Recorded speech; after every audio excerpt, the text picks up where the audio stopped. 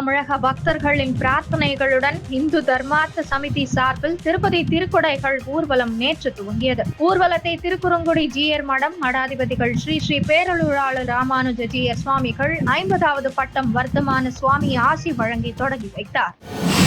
நாடு முழுவதும் சமீப நாட்களாக ரயில் நிலையங்கள், கல்வி நிறுவனங்கள், விமான நிலையங்கள் உள்ளிட்ட இடங்களுக்கு மர்ம நபர்களால் வெடிகுண்டு மிரட்டல்கள் விடுக்கப்பட்டு வருகின்றன. இந்த நிலையில் மதுரையில் உள்ள 4 தங்கும் விடுதிகளுக்கு வெடிகுண்டு வைக்கப்பட்டுள்ளதாக மின்னஞ்சல் மூலம் மிரட்டல் வந்துள்ளது. இதனை அடுத்து சம்பந்தப்பட்ட தங்கும் விடுதிகளில் விரைந்த போலீசார் வெடிகுண்டு நிபுணர்கள் மோப்பநாய் உதவியுடன் வளாகம் முழுவதும் தீவிர சோதனையிட்டனர். சோதனையில் எந்த பொருளும் சிக்காததை அடுத்து வெடிகுண்டு மிரட்டல் புரளி என்பது தெரியவந்தது. வெடிகுண்டு மிரட்டல் விடுத்த மர்ம நபர்கள் குறித்து போலீசார் விசாரணை நடத்தி வருகின்றனர். மீனவர்கள் மீதான தாக்குதலை கண்டித்து அக்டோபர் 8ஆம் தேதி சென்னையில் உள்ள இலங்கை துணை தூதரகத்தை முற்றுகையிட்டு போராட்டம் நடத்தப் போவதாக பாமக தலைவர் அன்புமணி அறிவித்துள்ளார். இலங்கை சிறைகளில் உள்ள மீனவர்களை காக்கவும் மீட்கவும் நடவடிக்கை எடுக்க வேண்டிய தமிழக அரசு மத்திய அரசுக்கு கடிதம் எழுதுவதுடன் கடமையை முடித்துக் கொள்வதாக குற்றம் சாட்டியுள்ளார். தூய்மை இந்தியா திட்டத்தின் கீழ் சென்னை காந்தி மண்டபத்தில் நேற்று கவர்னர் ரவி தூய்மை பணியில் ஈடுபட்டார். பிறகு அவர் நிருபர்களிடம் கூறுகையில், காந்தி மண்டப வளாகத்தில் மது பாட்டில்கள் கடந்தது வருத்தம் அளிக்கிறது என வேதனை தெரிவித்தார். இந்நிலையில் சென்னையில் நிருபர்களை சந்தித்த அமைச்சர் ரகுபதி, கவர்னர் ரவி தனது பதவியை மறந்துவிட்டு அரசியல்வாதி போல் செயல்படுகிறார் எனவும், மத்திய மாநில அரசுகளின் உறவுகளை துண்டிக்கும் வகையில் செயல்படுவதுடன் கவர்னர் மாளிகையை அரசியல் பவனாக மாற்றுவதாக கவர்னர் மீது குற்றம் சாட்டியுள்ளார். காந்தி ஜெயந்தியான நேற்று அரசியல் கட்சியின் பெயரை அறிவித்துள்ள பிரசாந்த் கிஷோர் தனது புதிய கட்சிக்கு ஜன் சுராஜ் என பெயர் வைத்துள்ளார். வரும் தேர்தலில் பீகாரில் அனைத்து தொகுதிகளிலும் போட்டியிடப் போவதாகவும், ஆட்சி அமைத்தால் மாநிலத்தில் அமலில் உள்ள மதுவிலக்கை ரத்து செய்து மதுக்கடைகளை திறப்பேன் என வாக்குறுதி அளித்துள்ளார். ஜார்க்கண்ட் மாநிலம் ஹசாரிபாக் நகரில் பாஜக சார்பில் நடந்த பேரணி மற்றும் பொதுக்கூட்டத்தில் பேசிய பிரதமர் மோடி, பாஜக இருப்பதால் தான் இடஒதுக்கீடு பாதுகாப்பாக இருக்கிறது என பேசினார். மேலும் மாநிலத்தின் வளர்ச்சிக்காக இரவு பகல் பாராமல் மத்திய அரசு உழைக்கிறது. ஆனால் இந்த வளர்ச்சியை தடம் புரள செய்யும் முயற்சியில் மாநில அரசு ஈடுபட்டுள்ளது.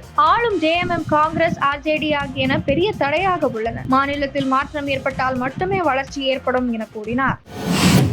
உத்தரப்பிரதேசத்தில் ஆன்லைன் வாயிலாக ஐபோன் ஆர்டர் செய்த நபர் அதை பெற்றுக்கொள்ள பணம் இல்லாததால் டெலிவரி செய்ய வந்த இளைஞரை கொன்று ஆற்றில் வீசிய சம்பவம் அரங்கேறியுள்ளது. டெலிவரி செய்தவரின் உறவினர்கள் அவரை காணவில்லை என கொடுத்த புகாரின் அடிப்படையில் போன் அழைப்பு விவரங்களை ஆய்வு செய்த போலீசார் ஆர்டர் செய்த நபரை விசாரித்ததில் இந்த கொடூர சம்பவம் வெளிச்சத்திற்கு வந்துள்ளது.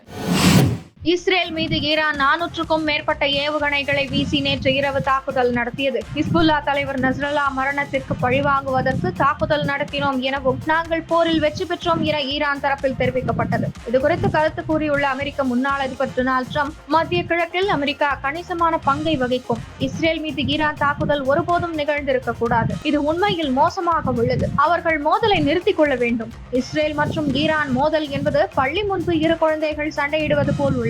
இது பயங்கரமான போர். இதே நிலைமை தொடர்ந்தால் என்னவாகும் என்று உங்களுக்கு தெரியும். 3ஆம் உலக போரை பற்றி நான் நீண்ட காலமாக பேசி வருகிறேன். கணிப்புகள் எப்போதும் நிறைவேறும் என்பதால் நான் கணிப்புகளை செய்ய விரும்பவில்லை. ஆனால் அவை மிகவும் நெருக்கமாக உள்ளன. உலகளாவிய பேரழிவு மிக அருகில் உள்ளது. நான் அமெரிக்க அதிபராக இருந்தபோது மத்திய கிழக்கில் போர் இல்லை. ஈரான் முழு கட்டுப்பாட்டில் இருந்தது. அவர்கள் பணத்திற்காக பட்டினியாக இருந்தனர். ஒப்பந்தம் செய்ய ஆசைப்பட்டனர். கமலா ஹாரிஸ் அவர்களுக்கு அமெரிக்க பணத்தை வாரி வழங்கினார். அன்றிலிருந்து அவர்கள் பயங்கரவாதத்தை ஏற்றுமதி செய்து வருகின்றனர். நாட்டை நடத்தும் திறமையற்றவர்கள் அமெரிக்காவை 3ஆம் உலக போரின் விளிம்பிற்கு கொண்டு சென்றனர் என கூறியுள்ளார். ஐநா பொதுச் செயலாளர் ஆண்டனியோ குட்டரஸ் இஸ்ரேலுக்குள் நுழைவதற்கு அந்நாட்டு தடை விதித்துள்ளது. இஸ்ரேல் வெளியுறவுத்துறை அமைச்சர் இஸ்ரேல் கட்ஸ் எக்ஸ் சமூக வலைதளத்தில் வெளியிட்ட பதிவில், ஐநா பொதுச் செயலாளர் ஆண்டனியோ குட்டரஸ் ஆளுமை இல்லாதவர். அவர் இஸ்ரேலுக்குள் நுழைய தடை விதிக்கப்படுகிறது. இஸ்ரேல் மீதான ஈரானின் தாக்குதலை உலகின் பெரும்பாலான நாடுகள் கண்டித்துள்ளன. இதனை கண்டிக்காத யாரும் இஸ்ரேல் மண்ணில் கால் வைப்பதற்கு உரிமை இல்லை. ஹமாஸ் கொலைகாரர்கள் நடத்திய பாலியல் அட்டூழியங்களை கண்டிக்காத ஐநா பொதுச் செயலாளர் அந்த அமைப்பை பயங்கரவாத அமைப்பாக அறிவிக்கவில்லை. ஹமாஸை சேர்ந்த பயங்கரவாதிகள், பலாத்கார குற்றவாளிகள், கொலைகாரர்களை கொண்ட ஹமாஸ், ஹிஸ்புல்லா, ஹவுதி அமைப்பினரையும் சர்வதேச பயங்கரவாதத்தின் தாய்நாடான ஈரானுக்கும் ஆதரவளிக்கும் ஆண்டனியோ குட்டரஸ் ஐநா வரலாற்றில் ஒரு கரையாக எப்போதும் நினைவு கொள்ளப்படுவார். அவர் இல்லாமல் எங்களது குடிமக்கள் மற்றும் நாட்டின் பெருமையை பாதுகாக்க இஸ்ரேல் தொடர்ந்து முயற்சி செய்யும் என கூறியுள்ளார்.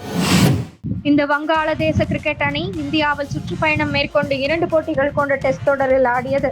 இந்த தொடரை 2-0 என்ற கணக்கில் இந்தியா முழுமையாக கைப்பற்றியது. இந்நிலையில் ஆண்களுக்கான டெஸ்ட் கிரிக்கெட்டின் புதிய தரவரிசை பட்டியலை சர்வதேச கிரிக்கெட் கவுன்சில் வெளியிட்டுள்ளது. இதில் டெஸ்ட் பந்து வீச்சாளர்கள் பட்டியலில் இந்தியாவின் ஜஸ்பிரீத் பும்ரா 870 புள்ளிகளில் ஒரு இடம் உயர்ந்து முன்னேறி முதலிடத்தில் உள்ளார். அதே சமயம் முதலிடத்தில் இருந்த ரவிச்சந்திரன் அஸ்வின் 869 புள்ளியில் 2வது இடத்திற்கு தள்ளப்பட்டுள்ளார். இந்த பட்டியலில் ஆஸ்திரேலியாவின் ஜோஷ் ஹேசல்வுட் 847 புள்ளிகளில் 3வது இடத்தில் உள்ளார். டெஸ்ட் ஆல்ரவுண்டர்களை பட்டியலில் இந்தியாவின் ரவீந்திர ஜடேஜா 468 புள்ளிகளுடன், ரவிச்சந்திரன் அஸ்வின் 358 புள்ளிகளுடனும் முதல் 2 இடங்களில் உள்ளனர். டெஸ்ட் அணிகளுக்கான தரவரிசை பட்டியலில் ஆஸ்திரேலியா 124 புள்ளிகளும், இந்தியா 120 புள்ளிகளும், இங்கிலாந்து 108 புள்ளிகளுடன் அணிகள் முதல் 3 இடங்களில் உள்ளன.